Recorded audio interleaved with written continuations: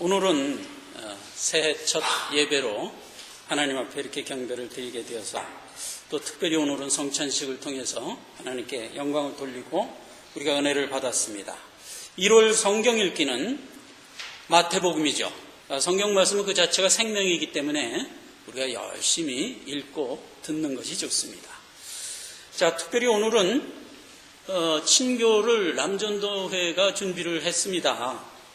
우리가 송구 영신 예배 때 그 여전도회의 그 엄청난 실력에 그만 우리가 졌어요. 아니 이게 세상에 다 이겨갖고 마지막 개만 나오면 이기는 상황에서 상대방은 말이 2개인가 3개가 남았는데 글쎄 그걸 한 방에 이겨버리더라니까요. 그럼 방법이 없더라고요. 못 이기겠더라고요. 그래서 우리가 이제 오늘 친교에 음식을 준비하도록 하겠습니다. 다 같이 가서 식사를 하면 되겠어요.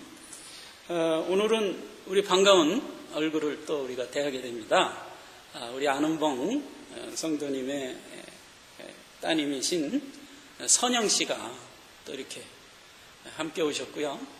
또 그 부군 되시는 박일 선생님이 또 이렇게 함께 해주셨어요.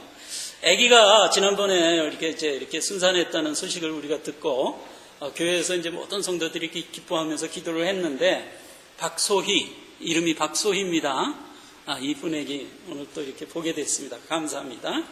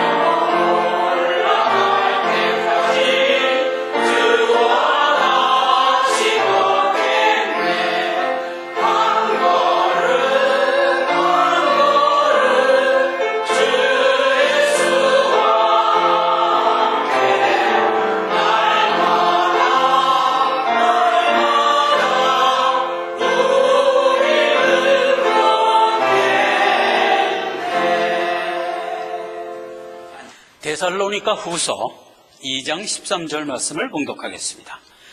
주의 사랑하시는 형제들아, 우리가 항상 너희를 위하여 마땅히 하나님께 감사할 것은 하나님이 처음부터 너희를 택하사 성령의 거룩하게 하심과 진리를 믿음으로 구원을 얻게 하심이니.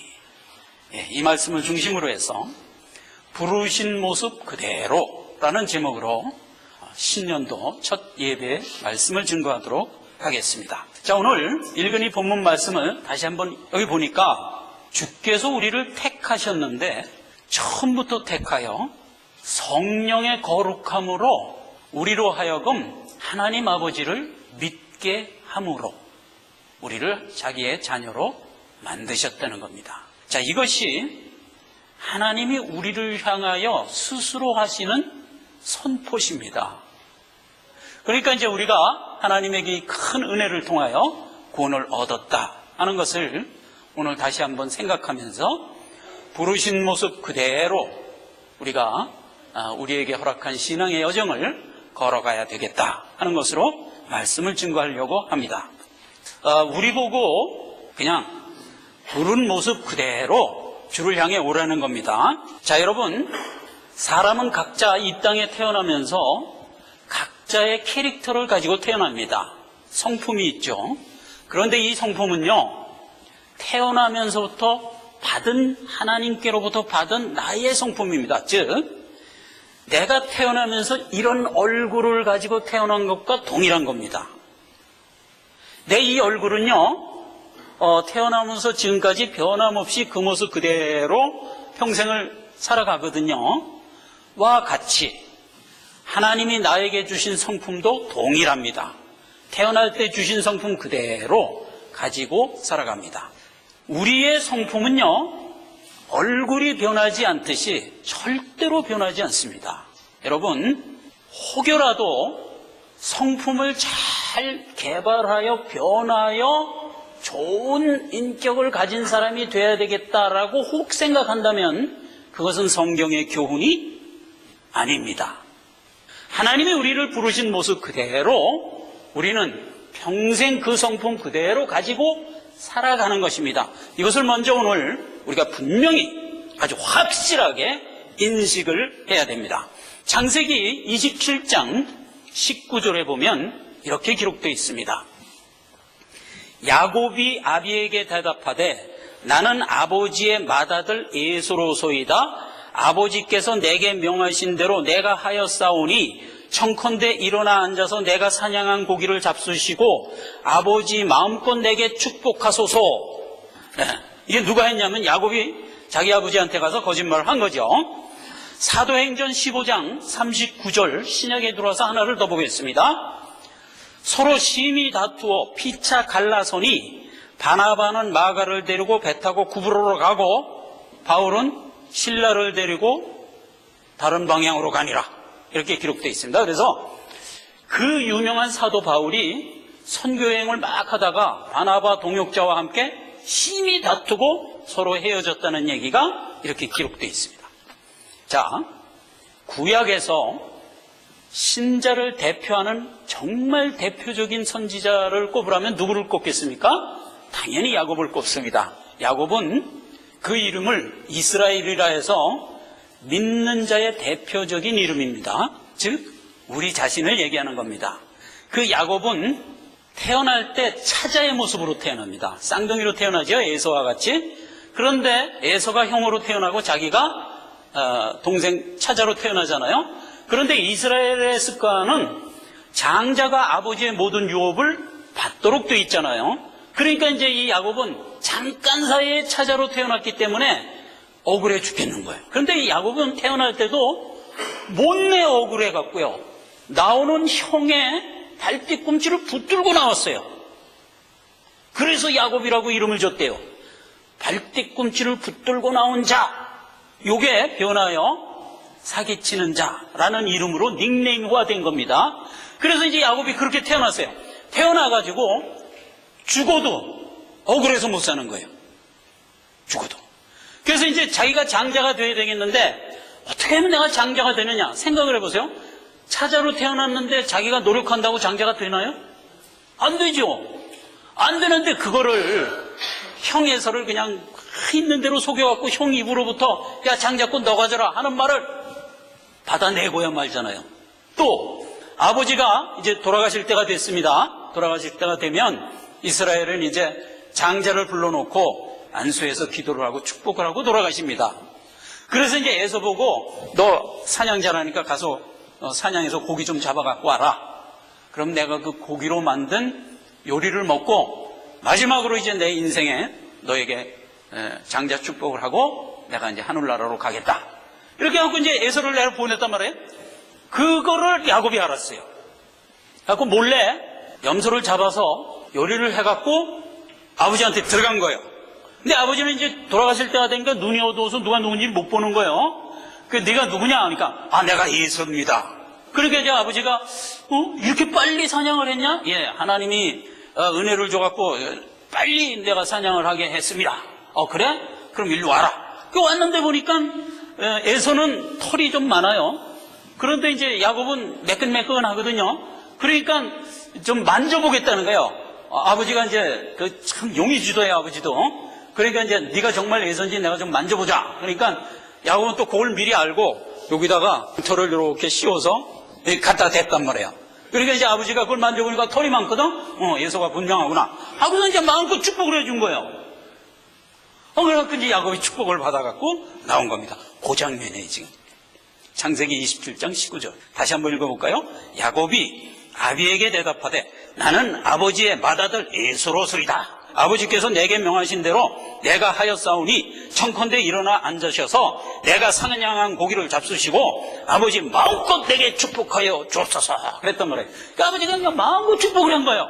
그러고서 이제 에서가 이제 뒤늦게 들어왔겠죠. 들어와서 이제 아버지한테 아버지 이제 잡아왔습니다. 나한테 축복해 주셔서. 그러니까 아버지가 그건 뭔 소리야? 조금 전에 네가 들어와서 내가 다 축복해 줬는데. 에서가 이제 방송되고 그러는 겁니다. 내 야곱을 죽일 거야. 그래서 야곱이 도망가잖아요. 그렇게 된 얘기입니다. 이 야곱이 누구죠? 믿는 자의 대표적인 이름 이스라엘이라니까요. 우리라니까요. 사도 바울은 은혜를 받고 전도 여행을 하기 위하여 바나바를 동행해서, 바나바하고 이제 동역자죠. 동행해서 막 전도 여행을 했습니다. 같이 동행하는 사람들을 데리고 전도 여행을 했는데 하도 그 유럽 지역은 알프스산 지역이잖아요. 얼마나 산악 지역이에요. 그러니까 거기를 산 넘고 물 끊고 막 이러면서 이제 다니다가 도저히 견딜 수가 없어갖고 나 이제 더 이상 못 가겠습니다. 그러고 그냥 나 이제 집에 갈 겁니다. 그렇게 집으로 가버린 거예요. 그러니까 이제 바울이 자식 그 젊은 놈이 그것도 못 참고 할 수 없지 뭐 지가 못하겠다는데 어떡하나. 그러고서 이제 헤어진 거예요. 이 사도 바울이 성격이 불같은 사람이에요. 근데 이제 예수를 믿고 나서도 그 성격이 이렇게 안 변해요. 절대로 안 변해요. 조금 전에 야곱도요, 하나님이 택하여 구원한 하나님의 자녀예요. 근데 야곱의 성격은 안 변해요. 절대로 그 성격은 안 변해요. 내가 가져야겠다라는 이 욕심, 그 욕심이 강한 그 성격은 안 변해요. 이걸 이제 우리가 알아야 되는 겁니다. 하나님이 우리에게 주신 얼굴, 또 마음에 주신 성품, 이거는 죽을 때까지 안 변하는 겁니다. 우리가 이 땅에 태어나서 하나님께로 받은 그 모습 그대로 가지고 어디까지 갈 거예요? 천국까지 갈 겁니다. 우리의 이 성품이 어떤 사람은 유하고 어떤 사람은 급하고 괄괄하고 부드럽고 이런 거는 구원과 아무런 상관이 없는 겁니다. 네? 그건 아무런 상관이 없는 겁니다. 내가 얼굴이 이렇게 생기고 어떤 사람 얼굴이 저렇게 생긴 것이 구원과 상관없듯이 우리의 성품도 구원과는 전혀 상관이 없습니다. 자, 요거를 우리가 먼저 알고 그 다음 얘기로 이어가야 됩니다. 자, 보십시오. 그러한 우리에게 다만 하나님이 생명의 씨를 넣어주는 겁니다. 우리가 우리에게 받은 이 성품, 이 모습 이대로 하나님이 우리에게 넣어주신 생명의 씨를 받는 것뿐입니다. 즉, 다만 믿음이 생길 뿐이다. 이겁니다. 요한복음 21장 18절 19절 말씀을 잠시 보겠습니다. 내가 진실로 진실로 내게 이르노니 젊어서는 내가 스스로 띠띠고 원하는 곳으로 다녔거니와 늙어서는 네 팔을 벌리리니 남이 내게 띠띠우고 원치 않은 곳으로 가리라. 이 말씀을 하심은 베드로가 어떠한 죽음으로 하나님께 영광을 돌릴 것을 가리킴이로라. 이 말씀을 하시고 베드로에게 이르시되 나를 따르라 하시니 베드로가 따르니라. 이렇게 됐습니다. 자, 이게 무슨 얘기냐면 베드로는 성격이 급하죠. 그리고 남보다 뭐든지 앞서 1등으로 하려고 하는 그런 성품이에요. 그런 성품이기 때문에 언제든지 앞서갑니다. 주님이 십자가에 못 박혀 죽는다 그러니까 베드로는 안 됩니다. 못 죽습니다. 내가 끝까지 주님을 호위하겠습니다. 그리고 여기 있는 제자들이 다 주님을 버릴지라도 나만은 안 버리겠습니다. 하고서 이제 주님 앞에 나서니까 주님이 베드로 보고 한 얘기예요. 이놈아, 네가 나를 끝까지 따라오겠다고? 너 그런 거보다도 오늘 밤 다구 불기 전에, 새벽에 다구 불기 전에 나를 3번 부인할 거야. 이렇게 얘기를 해줬다니까요. 그런 베드로예요. 그런데 실제로 주님이 군병들이 와서 망치와 창검을 들고 주님을 붙들어 가자 제자들이 다 흩어져서 도망갔죠. 그리고 나서 이제 베드로는 몰래 이제 주님 뒤를 따라갔단 말이에요. 따라가니까 예수님이 이제 관정에 끌려 들어가서 거기 안으로 들어가갖고 안 보이는 거예요. 그러니까 이제 문 밖에서 이제 옹기종기도 사람들이 이렇게 서 있는데 베드로도 이제 서 있단 말이에요. 그때 예수님을 붙들어간 대제사장의 하속들이 모닥불을 피고서 이제 그 밤에 이제 거기 다 서 있는데 그 틈에 베드로가 서 있었거든요. 그랬는데 그 베드로 보고 그 주변에 있는 대제사장의 부하들이 이 사람 누구 예수 다니던 사람 아니야? 이렇게 얘기를 했단 말이에요. 그러니까 베드로가 거기서 뭐라 그러냐? 난 아니다. 난 예수라는 사람 누군지 모른다. 그리고 부인했거든요.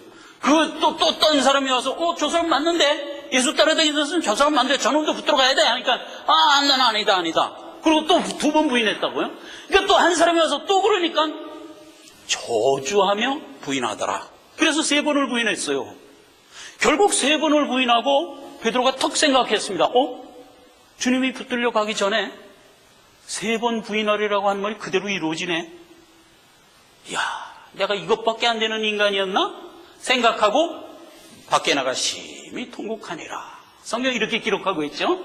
그렇게 이제 베드로가 언제든지 앞서가다가 그만 자기의 성정이 미처 뒤따라가지 못하고 그런 이제 죄된 모양을 보이곤 했던 베드로입니다. 그 베드로에게 주님이 이제 부활하시고 나서 3번째 제자들에게 나타나실 때 베드로를 불렀던 거죠.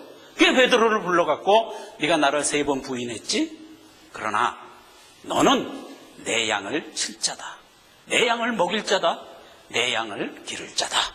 이렇게 명을 해서 보내는 겁니다. 그 베드로는 그러한 성품 그대로를 가지고 하나님이 베드로에게 주신 사명을 가슴에 안고 대사도의 길을 걸었던 거죠. 그게 그 장면입니다, 지금. 그러면서 베드로에게 주님이 얘기합니다. 너가 젊었을 때는 네 인생을 네 맘대로 살았다. 그러나 이제부터는 네 인생을 네 맘대로 살지 않고 하늘에 계신 아버지의 뜻대로 사는 자가 될 것이다. 그래서 결국은 아버지께 영광을 돌리며 내 인생을 마감하는 자가 될 것이다. 이렇게 예언을 해주시고 주님은 승천하십니다. 베드로는 그때 그 말을 듣고 이렇게 생각을 했습니다. 나는 지금까지 내가 나를 제일 잘 아는 줄 알았다. 그렇죠. 내가 나를 제일 잘 알죠. 그런데 사실은 내가 나를 잘 몰랐다. 나는 주님을 3번 부인할 거라는 사실을 나는 전혀 상상도 못했다. 그런데도 결국 나는 주님을 3번 부인했다. 나는 정말 쓸모없는 사람이다. 내가 생각해도 나는 정말 쓸모없는 사람이다. 그걸 이제 깨닫습니다. 깨닫고 마지막에 주님이 그런 베드로에게 명한 것을 생각합니다. 네가 그렇게 지금까지 살아왔을지라도 이제부터는 하나님이 내게 준 사명을 가지고 내 양을 먹이고 치고 기를 짜니라 라고 딱 선언을 하고 주님이 가셨단 말이에요. 그래서 베드로는 그 말을 듣고 생각합니다. 지금까지는 내가 나를 관리하고 내가 나를 생각하며 살았지만 이제부터는 주님이 나에게 말씀해 주신 것이 더 확실한 진리라는 것을 알고 살아가는 자가 된 겁니다. 그래서 지금까지는 베드로가요, 자기가 자기를 제일 잘하는 줄 알고 자기 생각대로 살았지만 그런 자기에게 주님이 하신 말씀, 내 양을 칠 자다, 내 양을 먹일 자다, 내 양을 지킬 자다 라는 사명을 주자 그 사명에 베드로는 붙들린 자가 됐단 말이죠. 그렇게 해서 평생 훌륭한 사도로서의 일생을 마치게 되었다 하는 겁니다. 자, 그래서 하나님이 우리에게 넣어주신 믿음의 사명이 우리를 변하게 하는 겁니다. 성품을 변하게 하는 게 아니라 그 성품 그대로 거기에다 하나님이 준 믿음을 갖고 싣고 나의 성품대로 살아가는 겁니다. 옛날에는 내가 나를 주장하며 살았지만 이제는 내가 살아가는 성품 그 모습 그대로 하나님이 주신 사명을 가지고 살아가는 자로 변하는 겁니다. 그래서 믿음은 신앙 인격입니다.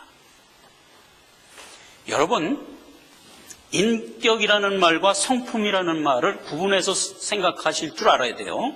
성품은 하나님이 나에게 준 내추럴한 내 캐릭터입니다. 이건 변할 수가 없는 겁니다. 그런데 거기에 어떤 사명이 들어와서 그것이 나의 의지가 되면 그걸 인격이라고 그러는 겁니다. 자, 그래서 인격은 원래 원어의 페르조나라는 말인데 그 원어의 의미는 가면이라는 뜻입니다. 가면은 옛날에 오페라 연극을 하는 배우들이 쓰던 가면입니다. 지금은 악역을 하면 자기 모습 그대로 악역을 하고 선한 사람의 역을 하면 자기 모습 그대로 선한 사람의 역을 하고 그러잖아요. 근데 옛날에는 안 그랬어요. 악마의 탈을 쓰고 나와서 악한 역을 하고 선한 사람의 탈을 쓰고 나와서 선한 역을 하고 그러는 거예요. 그래서 그 배역을 맡은 자가 그 가면을 쓰고 악한 역을 하는 것은 본래 그 사람의 성격입니까? 아니죠. 대본에 준 내용대로 하는 거죠. 그 다음에 선한 가면을 쓰고 그 역할을 하면 그 사람이 본래 선한 사람입니까? 그렇지 않죠. 그거는 대본에 있는 대로 나에게 명을 했기 때문에 내가 그대로 하는 거잖아요. 그래서 이 가면, 페르조나라는 말이 인격이라는 말이 된 거예요. 즉 인격이라는 것은 내가 하는 모든 행동거지를 나의 뜻대로 하지 아니하고, 여러분 잘 기억하세요. 나의 뜻대로 하지 아니하고 나에게 깨닫게 해준 어떤 사명에 의하여 내 인생을 관리하고자 하는 행동 자세를 말하는 거예요. 이걸 인격이라고 그러는 거예요. 다시 말합니다. 인격이라는 것은 내가 내 뜻대로 하려고 하지 않고 나에게 부여된 어떤 사명에 의하여 살아가고자 하는 행동 자세. 이게 인격이에요. 자, 인격은 그래서 어떤 사명을 받았을 때 그 사명에 충실하려고 하는 나의 결단인 거예요. 그래서 이것은 후천적으로 생기는 거예요. 성품은 하나님이 나를 응하고 태어날 때 하나님이 이미 주어서 가지고 태어난 게 성품이에요. 이건 안 변해요. 그 성품에 무엇이 들어갔다? 하나님이 주신 말씀이 들어가는 겁니다. 그러면 그 말씀이 나에게 사명이 돼서 내 뜻대로 내 성품대로 살아가고자 하질 아니하고 하나님이 주신 이 말씀의 뜻에 의하여 살아가고자 하는 나의 결단 의지가 인격이다 말이에요. 이거를 신앙적인 용어로 믿음이라고 그러는 거다. 이 믿음은요, 하나님이 주신 나의 성품, 모습 그대로에서 하나님이 주신 어떤 사명인 거예요. 그 사명을 가지고 내가 가지고 있는 캐릭터 그대로 가지고 나아가는 겁니다. 그래서 성도들은 다양합니다. 어떤 사람은 유하지요, 어떤 사람은 급하지요, 어떤 사람은 괄괄하지요, 어떤 사람은 부드럽지요. 그거 그대로 가지고 하나님이 나에게 주신 믿음을 그대로 내 성품에 실어서 나아가는 겁니다. 그래서 사도 바울처럼 이렇게 괄괄하게 평생을 주의 일을 하다가 가는 자도 있고, 바나바처럼 순하게 주의 일을 하다가 가는 사람도 있는데, 둘 다 공이 하나님이 주신 그 사명만큼은 분명하게 지키고 살아갔다 이거예요. 변함이 없는 거예요. 그래서 하나님은 칭찬을 뭘 보고 하냐? 나의 성품 보고 하는 게 아니오. 나에게 준 사명을 얼마나 충실히 내가 인격으로 가지고 살아갔는가를 갖고 칭찬하는 거예요. 대부분의 잘못된 자유주의 신학자들은요, 무엇에 이게 선포가 되냐면 성품을 자꾸 변화라는 거예요. 너 괄괄하냐? 좀 죽여라 이거야. 죽여라 이거야. 그래서 인텔리전스하고 좀 에티켓 넘치는 그런 사람이 되라는 거예요. 자꾸 우리 보고. 그건 안 되는 거예요. 그리고 그게 훌륭한 교훈인 줄 안다고. 그건 교훈도 아닌 거예요. 그거 억지로 하다가는 뭐 생겨요? 정신병 걸리죠. 갈갈한 사람 보고 자꾸 순하라 그러면 정신병 걸려요. 하나님이 나 얼굴 이렇게 생겼는데 너 자꾸 얼굴 장동건 같이 되라 그러면 나 정신병 걸리지. 내 얼굴 이대로 너 어떻게 내가 장동건 같이 되냔 말이에요. 그 똑같은 거예요. 그러니까 믿음을 가진 사람은 하나님이 내게 주신 말씀이 내 안에 들어와서 그것이 바르고 옳은 길이라는 것을 내가 알기 때문에, 베드로처럼 알기 때문에 나는 비록 이렇게 급하고 항상 한 발 앞서가면서 일을 저지르고 이런 터무니없이 엉성한 사람이지만 주님이 나보고 내 양을 칠 자다, 내 양을 먹일 자다, 내 양을 기를 자라고 한 이상 나는 주님의 양을 칠 자다. 이러고 나가는 거예요. 이게 인격이에요. 이게 믿음이에요. 우리도 동일한 거예요. 우리도 그렇게 살아가면 되는 겁니다. 받은 성품에 믿음을 싣고 살아가는 자가 되는 겁니다. 신명기 10장 12절을 읽겠습니다. 이스라엘아, 내 하나님 여호와께서 내게 요구하는 것이 무엇이냐? 곧 내 하나님 여호와를 경외하고 그 모든 도를 행하고 그를 사랑하며 마음을 다하고 성품을 다하여 내 하나님 여호와를 섬기라.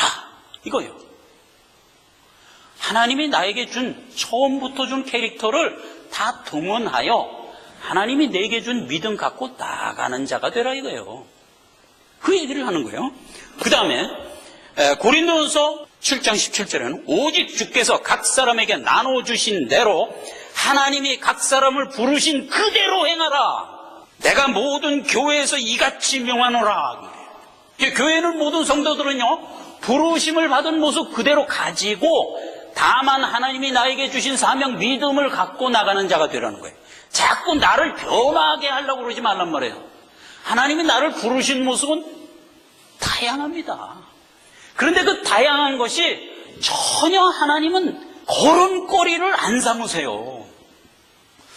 자, 생각해 보세요. 어떤 사람은 평안한 가정에서 태어나서 평생 아무 일 없이 이렇게 살다가 일생 마감하는 사람도 있어요. 그러나 꼭 그런 사람만 있나요? 천만에.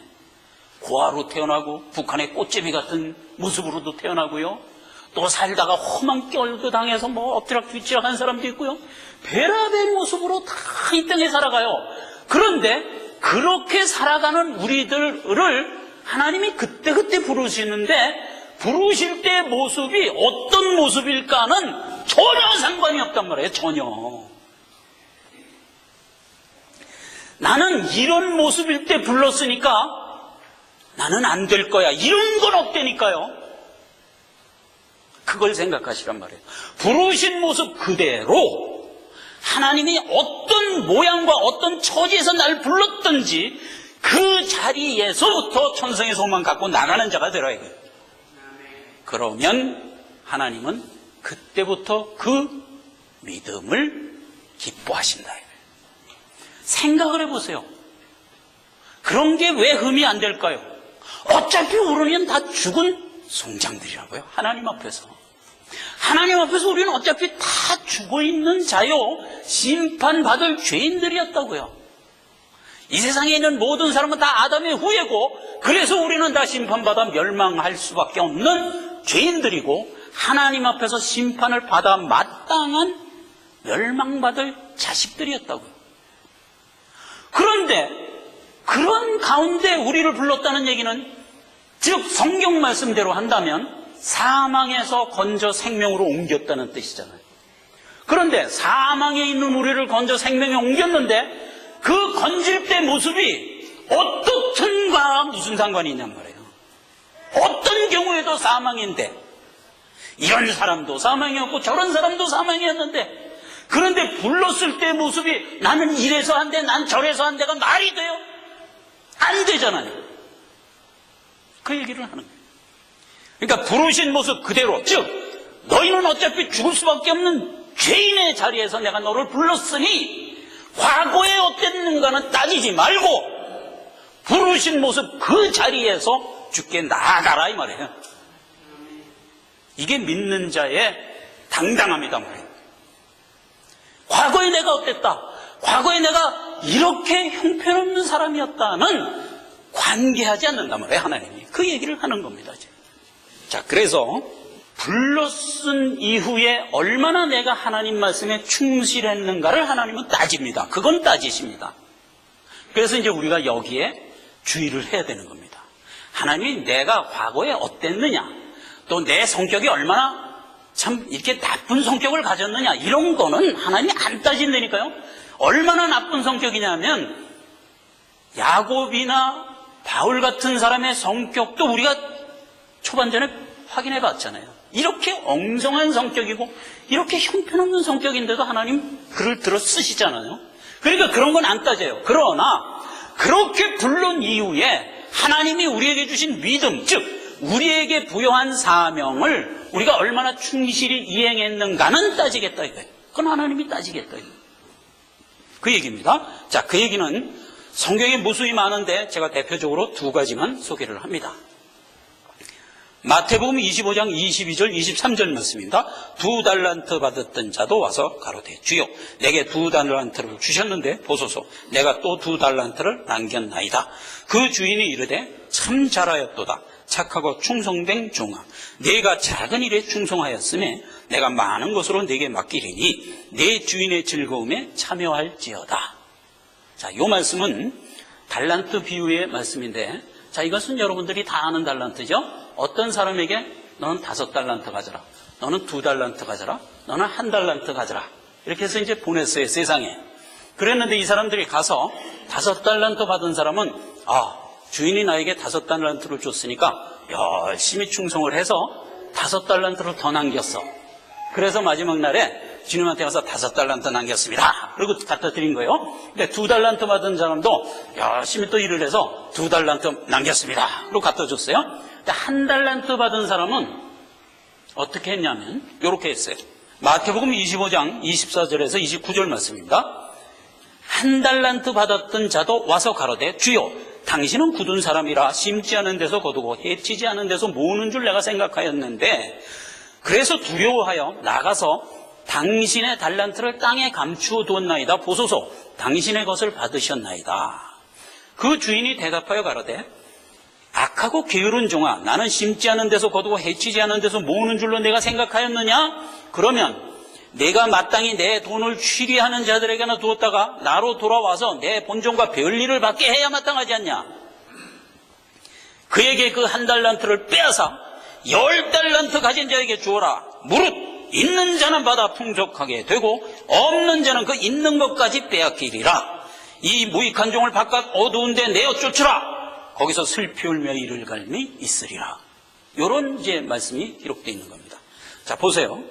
2달란트 받은 자, 5달란트 받은 자는 열심히 가서 충성하여 2달란트 더 남기고 5달란트 더 남겼어요. 그랬더니 주님이 뭐라고 그랬어요? 착하고 충성된 종아, 내가 작은 일에 충성하였으므로 내가 큰 것을 너에게 맡기리라. 이러고 칭찬을 했다는 얘기예요. 근데 1달란트 받은 자는 그걸 갖고 가서 이거 뭐 장사하다가 잘못하면 1달란트 잃어버릴 수도 있으니까 안 되겠다. 땅을 파서 거기다 묻어놨어요. 그리고 이제 주인이 오니까 땅을 다시 헤쳐서 거기서 꺼내갖고 당신 나한테 준 거 이거 한가하게 가져가시오. 이랬다는 얘기예요. 그러니까 주인이 그 1달란트 받은 자에게 이렇게 얘기한 겁니다. 이 무익한 종을 바깥 어두운 데 내어 쫓으라. 거기서 슬피 울며 이를 갈미 있으리라. 이 얘기예요. 자, 그래서 하나님이 우리에게 주신 사명, 믿음은 우리 보고 충실하게 행하며 살라고, 그것을 너희 신앙 인격으로 삼아 너의 평생을 살아가라고 우리에게 명한 겁니다. 근데 그 명을 어기고 그 믿음을 지키지 않고 묻어두었다가 마지막 추순날, 주님이 재림하는 날 주님 앞에 서면 내가 내게 준 믿음 좀 보자 했을 때 우리가 내놓을 게 뭐 있냐 말이에요. 하나님이 최초로 나에게 준 대속의 은혜, 그거 하나 딸랑 끊어서 내보인단 말이에요. 여기 있습니다. 이건 내가 너에게 줬을 때 그 모습 그대로 아니냐? 예, 그렇습니다. 심판인 겁니다. 심판입니다.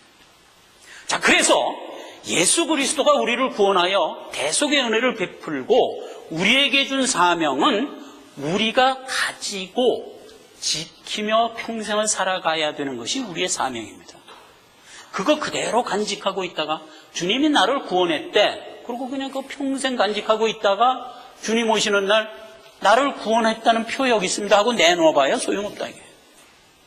그걸 우리가 받았으면 우리는 그것을 나의 인격으로 삼아 내가 원하는 삶을 살지 아니하고 하나님이 내게 주신 그 사명에 충실하려는 행동 자세로 평생을 살아갔어야 했단 말이에요. 그게 믿음을 지키고 살아가라는 말이죠. 그대로 살아간 자만이 결국 어떻게 된다? 착하고 충성된 종아, 내가 내게 준 작은 일에 내가 충성하였으므로 큰 것으로 내게 맡기리라 하고 천국을 유업으로 주는 겁니다. 천국은 그러한 자들의 것입니다. 그 얘기를 하는 겁니다. 그래서 하나님은 우리의 삶에서 하나님이 나에게 주신 믿음을 나타내 보이며 살아가지 아니하면 절대로 나를 기뻐하지 않습니다. 그 얘기가 히브리서 11장 6절에 이렇게 기록되어 있습니다. 믿음이 없이는 기쁘게 못하나니 하나님께 나아가는 자는 반드시 그가 계신 것과 또한 그가 자기를 찾는 자들에게 상 주시는 자이심을 믿어야 할지니라. 하나님이 나를 그냥 아무렇지도 않게 생각하는 게 아니에요. 언제나 나에게 상 주기 위하여 나를 채근하시고 나를 열심히 살아가도록 원하시는 거예요. 그래서 그렇게 살아갈 때 하나님이 기뻐하시는 거예요. 결국 어떻게 됩니까? 믿는 모든 신자들은요, 하나님이 주신 그 믿음을 2달란트 받았으면 더 2달란트를 남기고 5달란트 받았으면 5달란트 더 남기는 일을 하고야 만단 말이에요. 자, 그 일이 야곱에게 어떻게 나타났는가 한번 보시자 말이에요. 창세기 25장 28절입니다.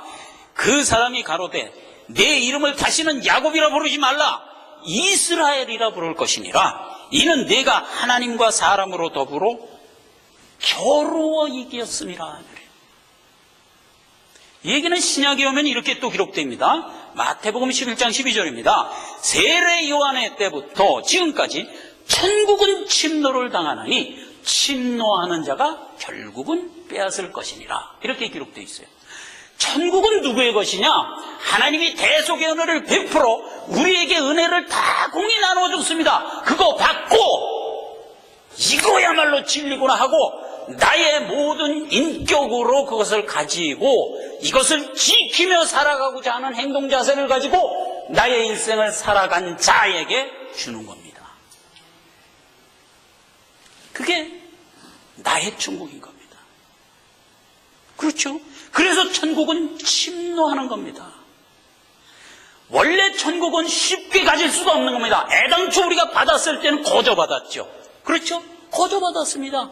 하나님이 대속의 은혜를 베풀어 사망에 있는 우리를 건져서 반석에 올려놨습니다. 이건 내가 한 게 아니요, 하나님이 한 겁니다. 그거 받았으면 그 받은 것 가지고 나는 나의 인격으로 만들어 열심히 그것을 행하며 나의 뜻이 아니라 그 받은 것의 뜻에 의하여 살아가고자 하는 나의 결단으로 내 일생을 살아갔어야 했다 이 말이에요. 그런 자에게 뭘 준다? 영생을 주는 겁니다. 지금 야곱은요, 마지막에 자기가 장자권을 다 도둑질을 해가지고 도망가서 이제 하란까지 도망갔다가 거기서 이제 하나님이 은혜로 크게 성공을 해서 돌아옵니다. 근데 벌써 도망갈 때 하나님이 나타나셔서 베델에서 돌베개 베고 자는 야곱에게 나타나서 네가 반드시 네 본향으로 돌아올 것이다 하고 약속해 줬어요. 그러니까 그때 야곱이 하나님께 서원을 합니다. 하나님, 좋습니다.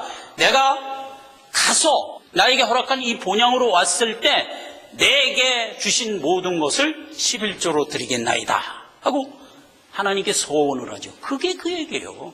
하나님이 내게 주신 믿음, 하나님이 내게 주신 영생, 이것을 제가 잘 키워서 마지막 주님의 본향에 가는 날, 하나님 후사로 천국에 서는 날, 그것을 하나님께 드리겠습니다. 그 소리라고요. 그 마지막 본향에 돌아오는 마지막 관문이 어디였어요? 야복강가였어요. 근데 그 야복강가에 에서가 400인을 데리고 자기를 죽이려고 나타났어요. 그때 야곱이 야복강가에서 하나님 앞에 기도합니다. 하나님, 이제 다 이루었습니다. 이제 마지막 한 발 때는 내 본향입니다.